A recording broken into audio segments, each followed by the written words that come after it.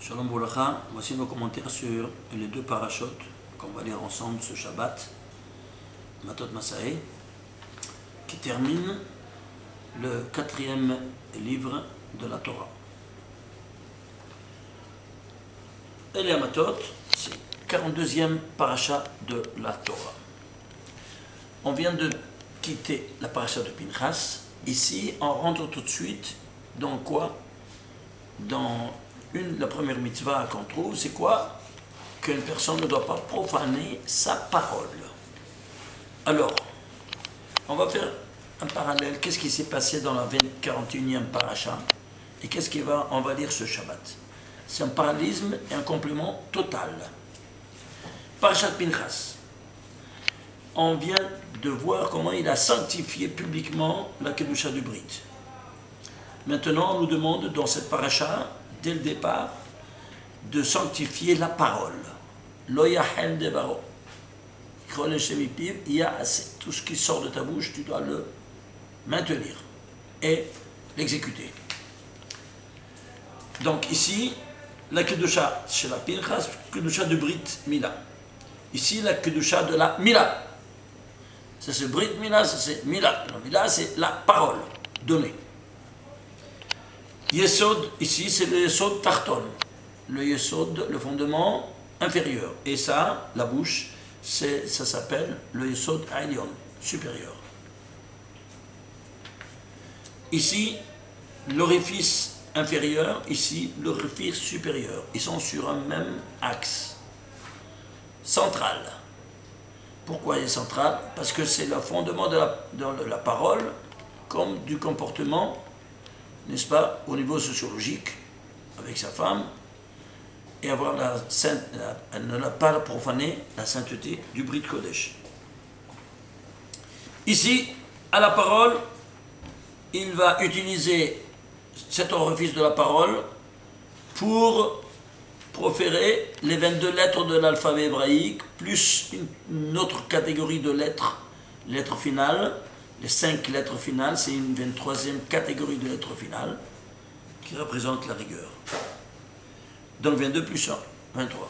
Ici, cet orifice inférieur, il va émettre, dans le Brit Kodesh, il va émettre 22 couples de paires de chromosomes, plus un 23 couples, une troisième paire de chromosomes, qui va définir XXXY, le sexe du gosse. Donc, pourquoi ils sont 5 ici?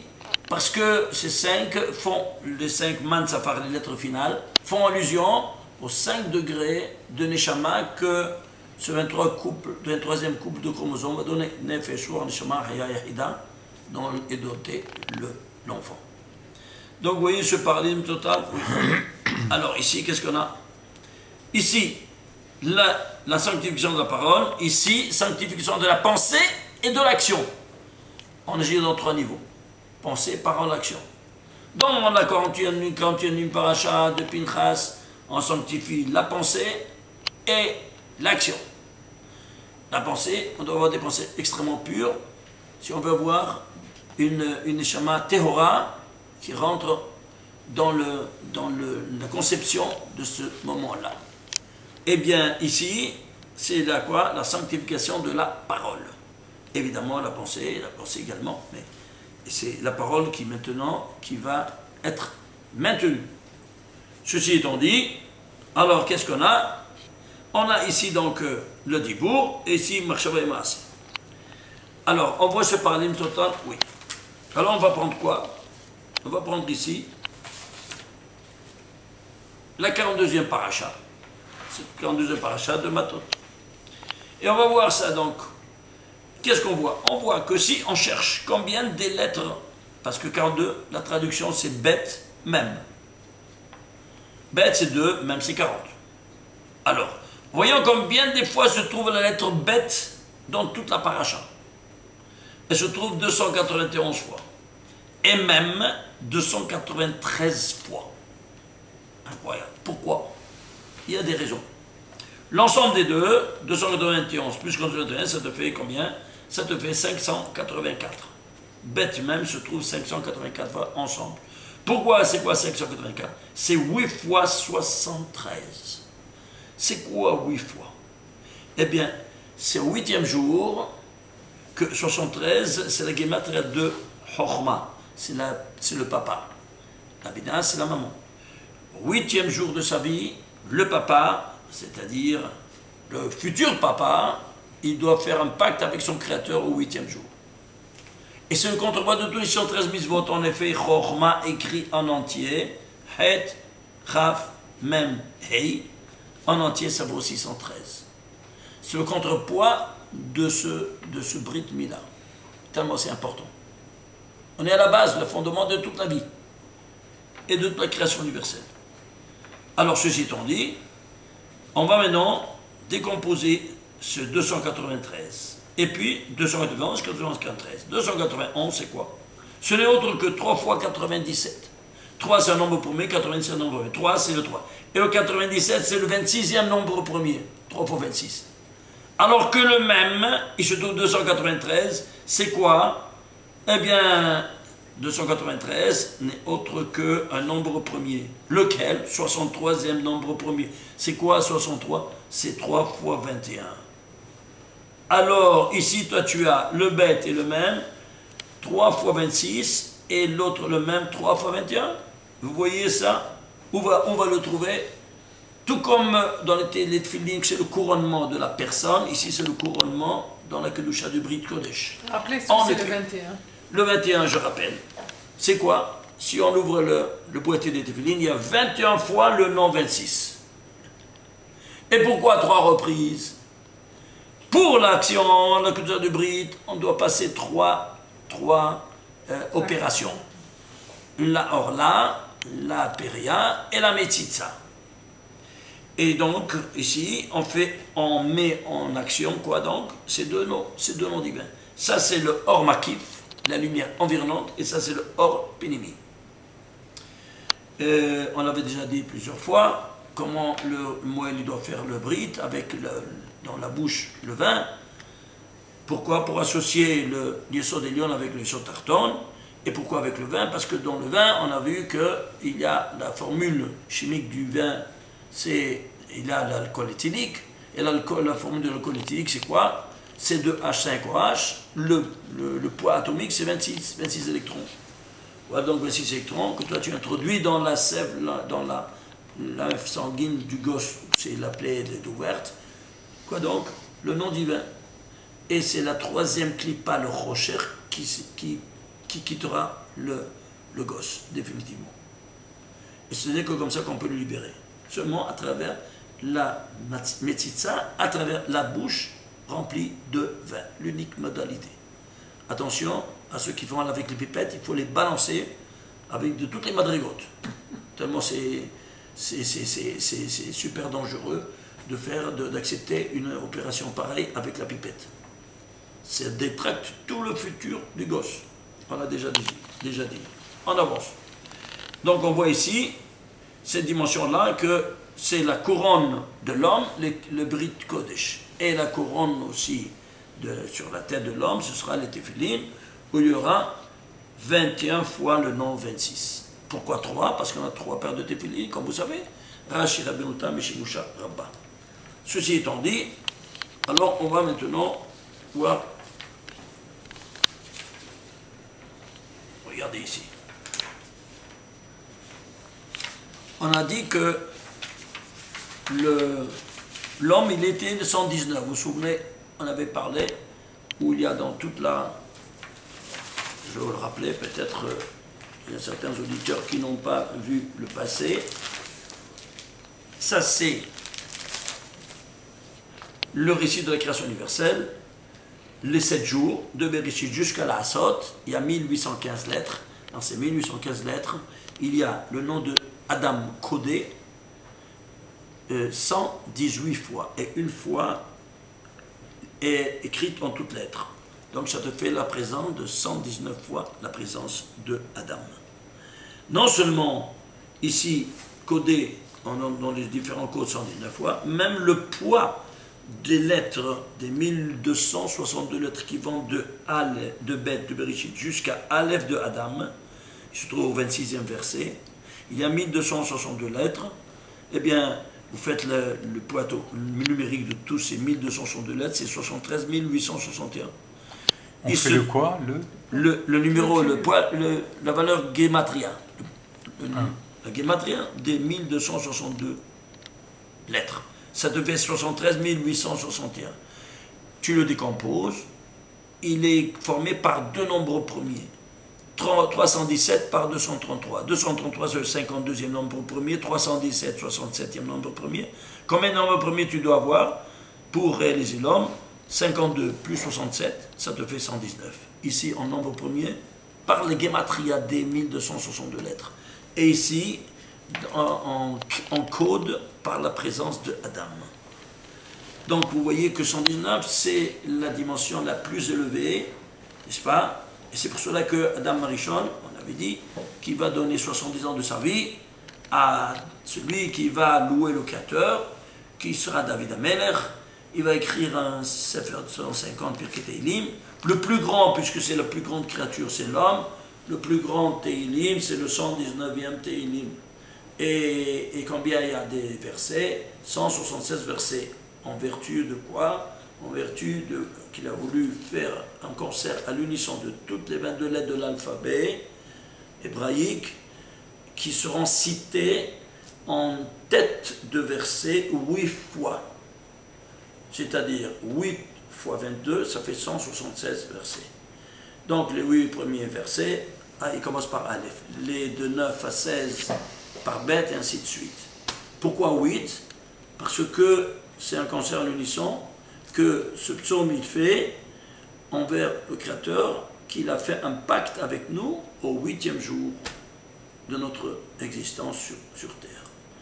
Et quand on va, après 120 ans, qui se monte-ci, on ira sur le tombeau de défunt et on va lire le 119e chapitre des Tehillim en citant son nom, prenant son nom et on lit 8 fois avec chaque lettre qui forme son nom, ce psaume-là, qui forme son nom. Ce qui fait donc que on veut louer le Créateur au nom de ce défunt qu'il n'a jamais profané ce 8e jour qu'il a fait le pacte avec son Créateur. Et si c'est une femme qui n'a jamais profané, n'a jamais manqué d'aller au 8e jour, à l'entrée du 8e jour, au mikvé pour se purifier de son impureté biologique.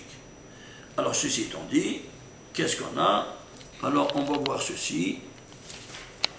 Là, on va voir maintenant que tout le Tanakh viendra à nous le témoigner de ce qu'on vient de dire. Tout le Tanakh, imaginez-vous ça, regardez. Le mot Brit, combien de fois il se trouve dans tout le Tanakh? Je l'ai trouvé 132 fois. Et Briti, il y a aussi Briti, mon pacte. Et c'est aussi, mais c'est aussi le Brit, mon pacte. Et bien sûr, 44 fois. Combien en total? 176 fois. Exactement le nombre des versets dans le 119e Tehillim. Et que tout le Sefer du Tanakh, tous les 24 livres du Tanakh viennent à témoigner de ce qu'on vient de dire, dans quel esprit ce psaume a été réalisé par David Ameler. On dirait qu'il connaissait tous les 24 livres du Tanakh, compris même les livres et les prophètes qui sont venus après lui. Comment est-ce possible? Ce roi HaKodesh, dites-moi vous, très grande matière de réflexion pour toutes les nations du monde. Est-ce que c'est humain ou divin? Une chose pareille. C'est ça ce qu'on veut mettre ici l'accent. Ceci étant dit, donc on voit ça, comment le Tanakh vient de témoigner de ce qu'on vient de dire. Alors, regardez,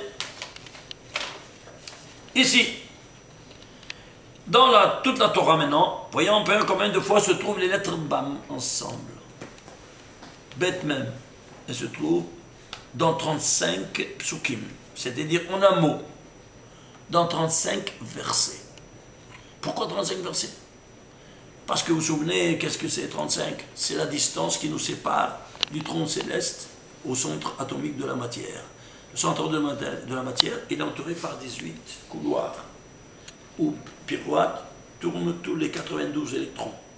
Il est où le centre atomique de la matière? La matière, elle est composée d'atomes. La plus petite particule de la matière, c'est l'atome. L'atome, il est composé de deux notions, de deux éléments. Le noyau atomique et l'électron. C'est juste. Combien d'électrons il y a un maximum? 92. Eh bien, la science nous enseigne qu'il y a pour faire circuler ces 92 électrons, il te faut chacun une masloul, c'est-à-dire une autoroute. Parce que s'il y a un qui est supplémentaire, il peut cogner l'autre, c'est la bombe atomique. Alors Dieu a donné le premier autoroute, 2 électrons, maximum. L'hydrogène et l'hélium. Le deuxième, le premier, il est saturé avec 2, il se ferme. Le deuxième, il s'ouvre avec 10. Le troisième, avec 18. Combien des autoroutes que le Créateur il a donné pour qu'il n'y ait aucune collision atomique? 18. Alors, il y a 18 couloirs qui entourent le noyau atomique. C'est pour ça que quand l'âme elle vient de le monde extérieur, elle passe les 18 couloirs et elle s'installe dans le noyau atomique pour l'animer. Et c'est pour cela que c'est écrit Adam Hay. Il vit comme un Hay, 18, il a passé les 18 couloirs. Quel moment? Quand il est né, on lui a donné l'âme, il est devenu maintenant un homme vivant. C'est clair. À la naissance. Et même avant la naissance. Au 40e jour, quand on lui donne le sexe. Si on veut être précis. Comme ça nous dit la Gemara. Et la science a dévoilé récemment que au 40e jour de la conception, il y a une activité neurologique. C'est-à-dire que neurologique, l'âme elle se trouve citée dans la tête. Et s'il y a une activité neurologique, c'est-à-dire qu'au 40e jour, comme nous dit le Gemara dans Masechet Nida, qu'il y a la définition du sexe, s'il est fille ou garçon. Alors c'est-à-dire que la mère rentre à ce moment-là. C'est clair? Alors ceci étant dit, qu'est-ce qu'on a? Alors, on a 18 pour la matière. Et pour l'esprit, il y a la même chose qu'il y a ici, il y a là-bas. Mais par contre, il y a 17, selon le Sefer de Kabbalah très ancien, il y a 17 palissades qui entourent le trône céleste. Alors 18 et 17, ça fait 35. Pour arriver d'un couloir à l'autre, il y a 35 étapes. Eh bien, c'est pour cela que, maintenant, tu vas arriver là-haut, tu vas arriver au centre de mon trône céleste, oui, bah, tu dois passer ces 35 stades. Et comment tu vas faire? Eh bien, Shabbat, par exemple, un Shabbat, c'est le trait d'union entre les deux. Comment? Le récit du Shabbat, il est rédigé en 35 mots. Chaque mot, c'est une escalade. C'est clair. Autre chose. Dans tout le récit des 7 jours, il y a ici 35 fois le mot Elohim, le nom Elohim. C'est-à-dire, pour arriver d'une place à l'autre, qu'est-ce que tu as? 35. Ok. Alors, ceci étant dit, tu vois ici, il y a tellement d'autres choses à vous montrer. Par exemple, le premier, Yud Ke Vav Ke, qui se trouve dans la Torah, il se trouve au 35e verset. C'est-à-dire, tu escalades chaque verset, c'est une escalade pour arriver jusqu'au trône céleste. Au 35e verset, tu trouves pour la première fois Hachem Elohim. Hachem Yud Ke Vav Ke, qui se trouve au 35e verset. Ils sont chanceux, ces barbus, c'est quoi ça? C'est quoi cette infrastructure? C'est pour nous enseigner bien ces grands secrets qui sont enfermés dans la Kabbalah. Ok. Bon, ça c'est encore une autre... On va parler plus longuement de ça à une autre occasion. Ceci étant dit, on va prendre maintenant quoi? On va prendre toute la Torah. Les lettres bêtes même. Dans toute la Torah, elles se trouvent, c'est-à-dire collées, pas dans un mot, même entre deux mots, la dernière lettre d'un mot et la première lettre du mot qui suit. Ça s'appelle qu'il n'y a aucun intervalle, sinon l'espace qui les divise. Ça, nous dit Rabbi Shimon Bar Yochai, Kol HaTorah Kulla, Shema Kadisha Achat. Toute la Torah n'est qu'un seul nom de Dieu. C'est-à-dire, on lève tous les intervalles, tu les colles, tu as ici 300 000 lettres qui font un nom de Dieu. Alors combien de fois ils se trouvent ensemble? Bête même, 613 fois. Incroyable, hein? Ça te dit rien du tout, c'est le jeu du hasard. Comment est-ce qu'un homme il peut, en écrivant n'est-ce pas, 300 000 lettres, toute l'histoire que tu veux, mais qu'il n'y ait pas plus que 613 fois les lettres bêtes même. Parce que quoi? Parce que le contrepoids de toutes les 613 mitzvot, qu'est-ce que c'est? Brit Mila. Mais entre-temps, pourquoi ce Brit Mila? Parce que Dieu a créé le monde, sachez-le, c'est un grand secret que l'on vous dit, avec le tressaillant divin de 42 lettres. Et c'est pour ça que Dieu crée et toi tu procrées. Dieu crée avec les 42 lettres, toi tu procrées avec le Brit Mila. Voilà ce parallélisme? Très bien. Alors, ceci étant dit, on va maintenant prendre quoi? Le premier des 613, il est toujours la tête, il décide pour tout le reste. Le premier, il se trouve quand il crée au troisième jour, Esev Mazria, l'herbe qui va donner des Mazria, la semence. Alors, Esev, tu vois, Esev Mazria, c'est bête même, tu le vois ça ou pas? Très bien. Ça, c'est le premier. Si tu fais la Gematria, dans quel cadre il se trouve? Dans ces deux mots qui valent 4 fois 233. C'est quoi 233? C'est la Gematria de Eitzahaim, l'arbre de vie éternelle, qui provient du Shem Bet. Pourquoi 4 fois? Parce que les 4 mondes, comme vous savez, ça, rappelez-vous toujours, c'est donné là d'où on provient de ces 4 mondes métaphysiques. Le 5e, on étudie pas parce qu'il n'y a pas de lettres. Et qui s'appelle Atzilut, Beria, Yetzira, Asiya, du monde des idées, qui est animé par Yod. Et le Hei, le monde de la Bria, de la création. Vav, le monde de l'Yetzira, de la formation. Et Hei final, le monde de l'action. Donc Yud, Ke, Vav, Ke. C'est pour ça qu'ils sont 4. Eh bien, qu'est-ce que c'est Asahim? Eh bien, ce qui est Asahim, il était dans le Aeden. Dans le Gan, il y avait Aitzadda Tovara. Il était l'arbre d'un cousin du bien du mal. Et dans le pavillon, c'est dans le jardin. Mais qu'est-ce qui est plus important? Évidemment, Atzahim. Et puisqu'il a fauté, il a été chassé afin qu'il ne rentre pas et qu'il goûte du Atzahim. Parce que ça donne la vie éternelle. Voilà donc que ici, tu as ici le premier des 613. Il est dans un cadre de 4 fois 233. Maintenant, on va prendre maintenant quoi? L'inverse, bête même. C'est-à-dire, ça c'est bête même, l'inverse c'est même bête. Même bête. Donc cet ordre-là, il y aura 1015 fois. Voilà par exemple, Elohim Ben, les dieux à créer, qu'il soit entre ça, bête même. Ça c'est le premier. Et ici aussi, qu'est-ce que tu as? Tu as ici, qu'est-ce que tu as? 2 fois la valeur numérique de ces deux mots, c'est Elohim Ben, c'est 2 fois 74. C'est quoi 74? Eh bien, ça t'appelle en cause le premier nom avec lequel Dieu nous a parlé au mont Sinaï. Des 10 commandants, c'est quoi? Anori. Combien d'Anori dans toute la Torah? 147 Anori. Dans cette sorte-là. Tu prends le centre de la valeur 147, c'est combien? 74, la médiane. Le point central. Eh bien, tu vas prendre le 74e qui est le point central. Lui, il est au centre de l'univers, sans du tout. Tu prends le 74e Anochi parmi les 57. C'est celui qui concerne le Anochi Hashem Elokecha Asher. C'est le Anochi des 10 commandements. Incroyable. Et ici, il y a 2 reprises. Pourquoi 2 reprises? Parce qu'il te dit et le premier commandement et le deuxième commandement. C'est Anochi. Alors, ceci étant dit, c'est quoi? Maaseh Bereshit, la création du monde, c'est les initiales. Avec quoi il a fait ça? Avec l'an 42. Voilà, il a mis 15 fois. Alors, on va maintenant mettre ensemble. Combien ça te fait en total? Eh bien, ça te fait en total 613 plus 1015. Réincident, réfléchi. Ça te fait combien? 1628. C'est de nouveau, cette fois-ci 11 fois, 2 fois 74. Pour 11 fois. C'est quoi 11?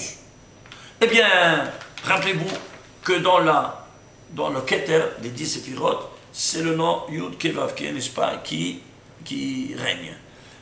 Et dans la Malchut, c'est Aleph Dalet Nun Yod. L'initiale, la tête de ce Yud Kevav, c'est Yod.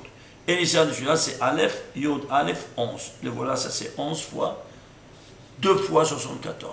C'est-à-dire quoi? La présence divine maximale, n'est-ce pas, à tous les niveaux, avec ces 2 lettres qui sont semé dans toute la Torah dans 300 000 lettres, ensemble 1628 fois, où le Bet Mem, Brit Mila, c'est 613 fois, et l'autre 1015 pour avoir cette dimension incroyable. Et si tout cela ne te suffisait pas, Torah, regardez ici. On va essayer de voir ici. Bet Mem, si c'est, on peut essayer d'expliquer ça brièvement. Alors, on va voir ici. Ça me prend un peu de temps, mais je vois que le temps passe et on a encore toute une autre paracha à vous montrer. Je préfère...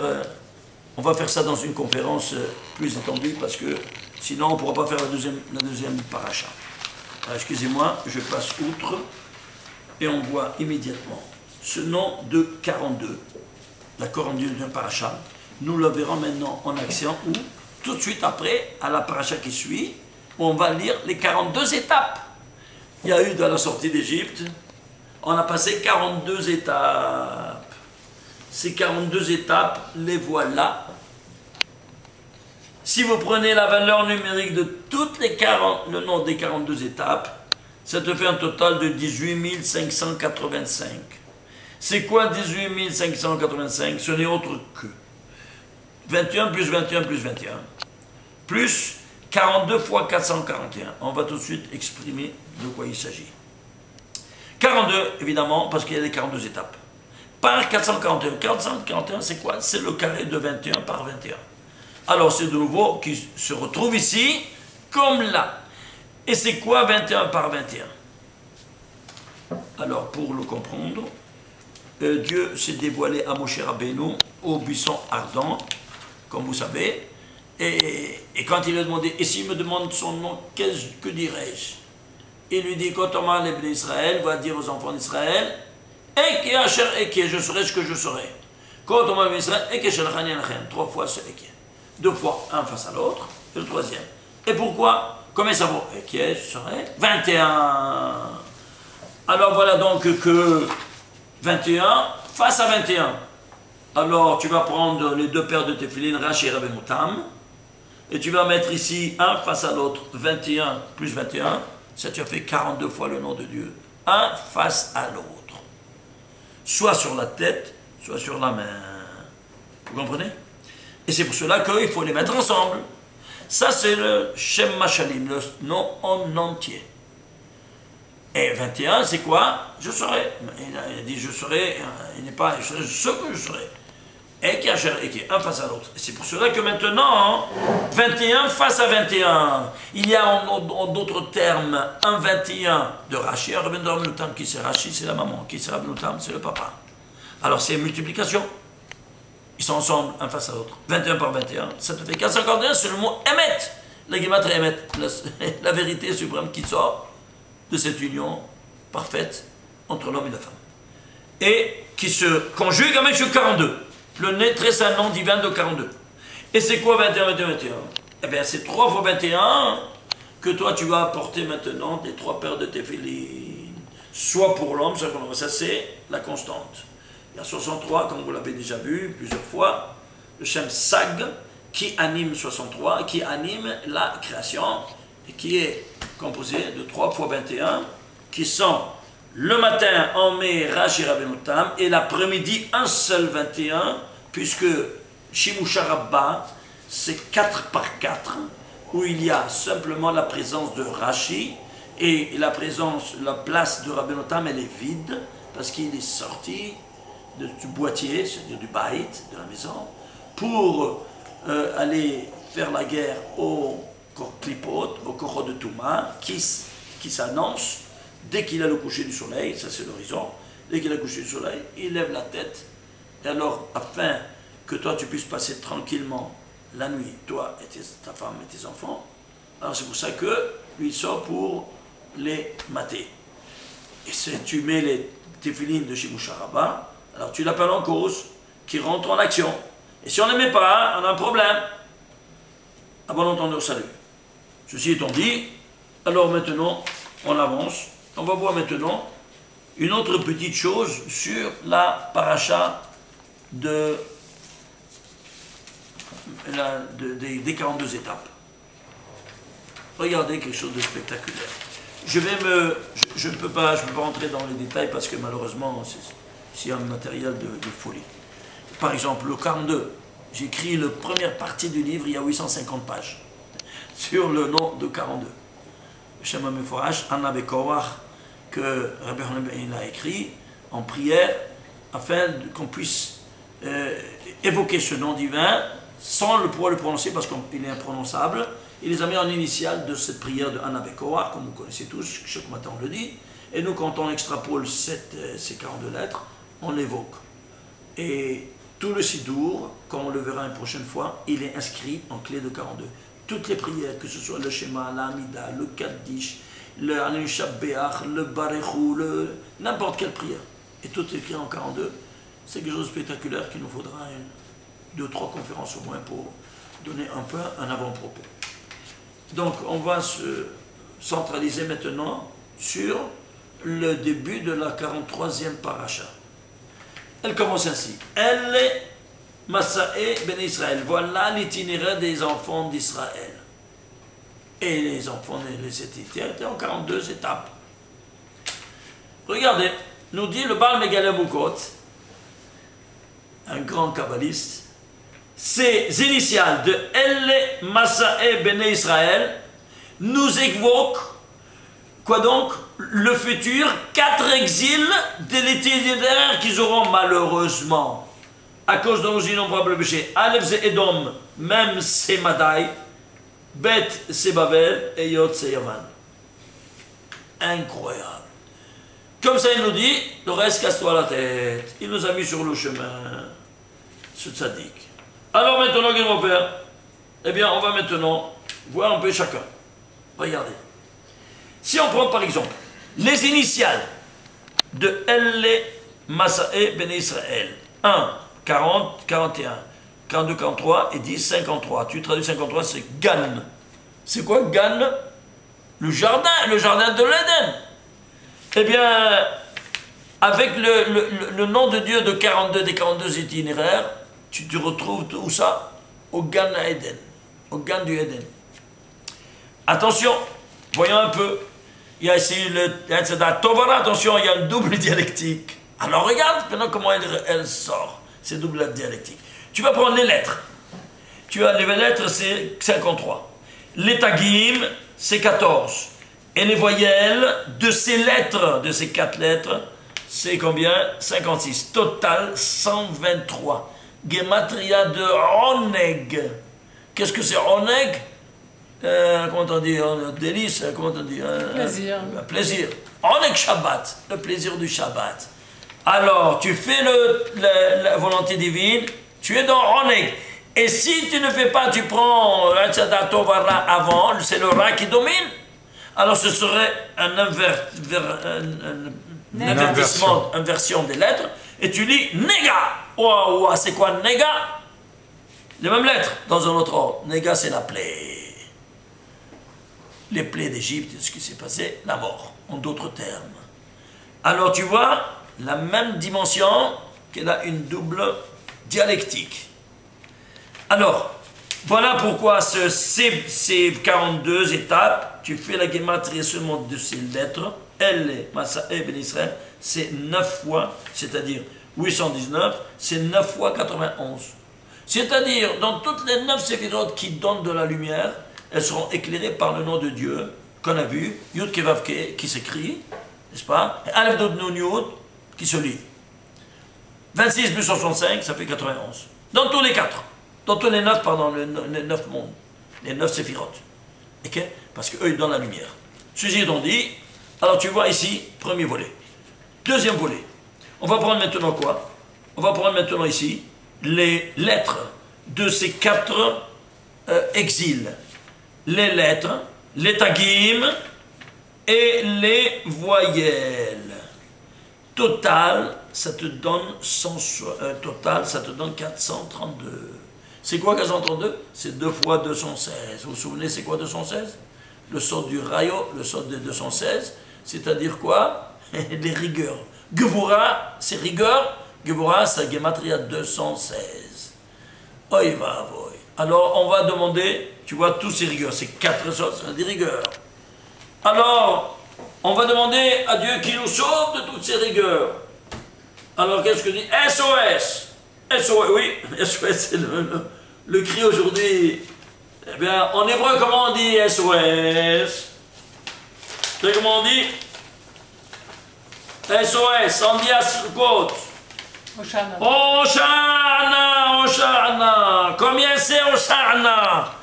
Hey, 5 plus 6, 11 plus 300, 311 plus 70, 381 plus Noun 50, 321 plus 50, 431, 1, 432. Ishtabach Shemo, tu vois les 432?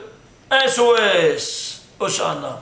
2 fois 216, pourquoi 2 fois 216? Parce qu'il y a 2 jours de rigueur à Rosh Hashanah.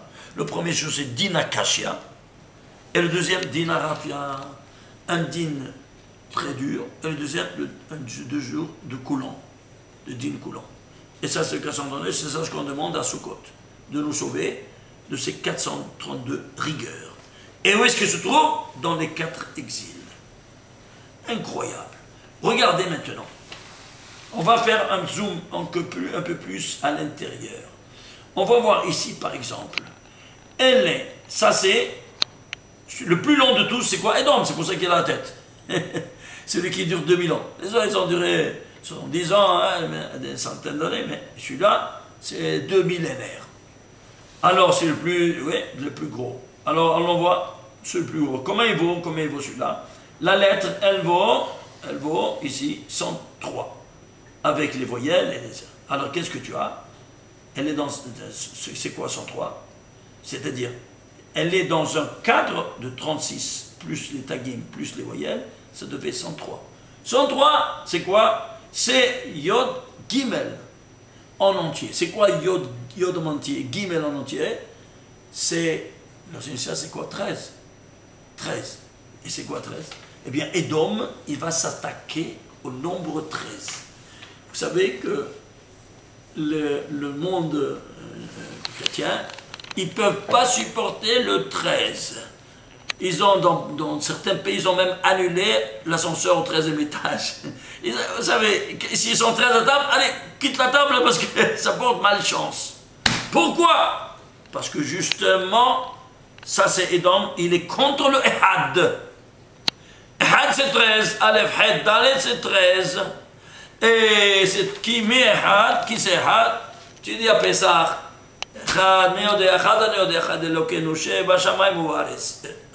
c'est Dieu. Eux, ils ne peuvent pas supporter l'unité. Ils en ont fait trino. Ils ont fait de là un résidu du polythéisme, malheureusement. Et voilà donc qu'est-ce qui se passe. C'est ça donc qu'ils attaquent. Et en effet, si tu fais la guématria de Edom, lettre, tagim, et voyez, ça fait 118. C'est quoi? Il s'attaque au Kiseh HaKavod, c'est 118. Au trône céleste. Directement. En parlant, en sonnant, mais en transformant tout dans la polythéisme le plus complet. En faisant des statues, en faisant des images, en mettant toute la mission de la Torah, en changeant tout. Le Shabbat et le dimanche, il n'y a plus rien. Il n'y a plus rien, soi-disant, qui parle au nom de quoi? Du monothéisme. Alors qu'il n'y a rien de monothéisme. Et d'ailleurs, le dernier pape qui a démissionné, qui s'est rendu compte de ça, suite à une découverte qu'il y a eu ici à Yerushalayim, et personne ne sait ces choses-là, et il a donné ses démissions. Il a donné ses démissions, pourquoi? Parce qu'il ne pouvait plus continuer à être... il était un grand Talmid Racham de la Sitra Hara, comme vous savez. Il a écrit 3 livres sur la Trinité. Et après qu'il a écrit 3 livres sur la Trinité, quand ils ont découvert ceux qui sont intervenus à Yerushalayim ici, dans une fouille, ils sont en train à Talpiot Mizrach, ils ont voulu construire des bâtiments, et ils ont creusé, ils sont tombés dans une petite grotte. Ils ont trouvé, il y avait un tombeau au plein centre, et entouré de 12 autres tombeaux. Ils ont nettoyé bien, ils ont vu, écrit en hébreu, Yeshua, c'est le centre, et les 12 apôtres, ils étaient autour, les dents. Alors, c'était une troupe d'archéologues américains qui cherchaient, et qui ont vu ça. Ils ont dit, on demande immédiatement un commentaire du Vatican. Ça s'est répandu, la nouvelle... En quelle année c'était à 4-5 ans de ça. 4-5 ans de ça.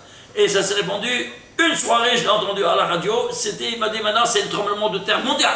Maintenant mon chien va venir. Pourquoi? Parce qu'ils ont découvert que ils ont dit qu'il montait à l'ascenseur, avec l'ascenseur là-haut et tout ça, alors qu'il y a là-bas tous ces restes avec les 12 apôtres. Donc ce qu'ils avaient dit, ils ont dit que... leur doctrine, elle était fausse. Attends une minute, alors ils ont dit, ça c'est la preuve flagrante, c'est terminé le christianisme. Alors qu'est-ce qu'ils ont dit? Alors on demande évidemment des comptes à la chose. La télévision israélienne, la radio israélienne, ils ont dit tout ça. J'ai dit, je t'en parle maintenant, c'est ma chère qui doit venir. Ça y est, qu'est-ce qu'il nous reste? Le lendemain, ils ont demandé, le Radio Vatican, 2 mots, no comment. No comment, c'est tout. Le soir, on n'entend plus rien parler. Qu'est-ce qui s'est passé? Ah ben, l'entendeur salut, vous savez comment on fait taire la presse. Vous savez comment on fait taire un peu les journaux et tout ça. C'est ça qui fait fermer la bouche à n'importe qui, malheureusement. Voilà comment ça s'est passé. Si vous allez là-bas, ils ont fermé cette grotte avec du ciment, personne ne peut plus rentrer là-dedans, même pas. Et plus personne non plus n'en parle. Bon, je ne peux pas parler autre parce que j'ai des rapports et je ne veux pas les nuire, ces rapports-là. Donc, jusqu'ici, les choses. Voilà ce qui s'est passé. Et encore, ce pape-là, alors, il a dit, c'est pas possible. Alors, ils ont fermé toutes les entrées dans les caves du Vatican, où il y a les manuscrits et tout ça. Et je peux vous le dire avec sources bien informées. Et d'ailleurs, moi, je devais y être là-bas. Et voilà donc qu'est-ce qui s'est passé, que quand il a vu, effectivement, avec toute la recherche qu'il a fait, il s'est rendu compte, et il a dit, si je déclare la chose, ça, il risque de me tuer, comme ils ont fait avec Jean 23, le pape Jean 23. Ah oui, oui, oui. Un peu de poudre, bon. Et qu'est-ce qui s'est passé? Et voilà donc qu'il a dit, je démissionne. Voilà qu'il a démissionné. Comme ça, il a sa vie. Bon, ceci étant dit, on avance ici. Et qu'est-ce qui s'est passé ici? Regardez. Regardez. Ici, alors, on a... qu'est-ce que je voulais vous dire encore? On va prendre maintenant la valeur numérique de tout le verset. De tout ce verset-là. Où je trouve? Et le verset qui vaut 3324. Tu vas prendre les tagim de tout le verset, et les voyelles. C'est total. Eh bien, qu'est-ce que vous voyez que ces quatre premiers mots, il dit maintenant tous les 4 en détail, les 4 galouyot. Regardez. Ici, par exemple, 3324 n'est autre que 2 en puissance 2 par 3 par 277. 277, c'est le 59e nombre premier. Tu vois alors, c'est quoi? 59, c'est le 18e nombre premier. 12 par 18, ça fait 216. On retrouve de nouveau quoi? La Gevura, la rigueur. Ça, c'est le premier, les lettres. C'est Keneged Babel. Deuxième, les lettres. Maintenant, les voyelles. Comment est-ce les voyelles? 661. La Gematria de Esther. Il nous appelle en cause Madaï. Le deuxième. Madaï. Le troisième. 301. C'est quoi? La valeur des tagim. C'est Gematria Menorah. Qui s'est attaqué à la Menorah? Les Grecs. Yavan. Tu vois ça? Et le quatrième, et alors c'est le Edom, eh bien c'est le total global. C'est quoi? C'est 4286, c'est quoi? 4200 plus 86. C'est le nom de Dieu, n'est-ce pas? C'est le grand total qui est associé avec la rigueur. De qui? De Edom. Et ça c'est le grand final de Edom. Et c'est pour cela que maintenant, voyons un peu comment il se décompose ça. Il se décompose en 2 fois 2143. Ça, c'est la base. Ça, c'est 325 qui est un nombre premier. Vous savez, c'est quoi 325? 325, c'est les gematria de Shara. C'est-à-dire quoi? le nombre, parce qu'il y a ça c'est féminin, ça c'est masculin, il y a 325 maximum de rigueur. 320 plus les 5 lettres de base de rigueur, 320 plus 5, ça fait 325. À 2 reprises, parce qu'il y a des nakash et des narafé, comme on l'avait dit. Et ici, c'est quoi? Ça, il se décompose. Il se décompose en quoi? En 10 fois 75. Parce que c'est 2 fois 327, c'est 750. C'est 10 fois 75. C'est quoi 75? C'est Cohen. Et qu'est-ce que c'est? On parle de qui? De celui qui a pris la place de Yerushalayim. Le Cohen Gadol. Et c'est qui? C'est le pape. Voilà, là, donc c'est quoi? Ça c'est Edom. Edom, tu vois, c'est Rome. Voilà donc qu'est-ce qui se passe. Ça c'est le grand total. Et il te dit qu'est-ce qui va se passer dans tout ce premier verset du 43e paracha de la Torah, la dernière du Sefer Bamidbar, et qui englobe en lui toutes les 42 étapes dans le désert, et qui nous dévoilent un peu, comme vous voyez, toute cette infrastructure incroyable. Il y a tellement d'autres choses à vous montrer, mais évidemment on a passé un peu trop de détails, trop de temps. Alors suivez-nous dans les autres conférences qu'on va pouvoir dire les choses avec plus de détails. Shabbat shalom u'bevorach et kol tov lachem.